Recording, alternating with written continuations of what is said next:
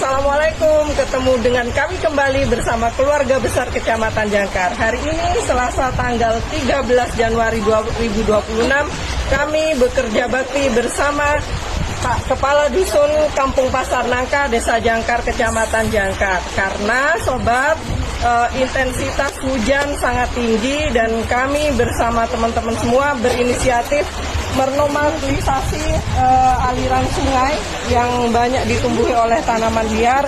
Tujuannya adalah supaya air tidak masuk ke pemukiman rumah warga-warga setempat. Pesan kami adalah dilarang buang sampah sembarangan menuju situ bondo.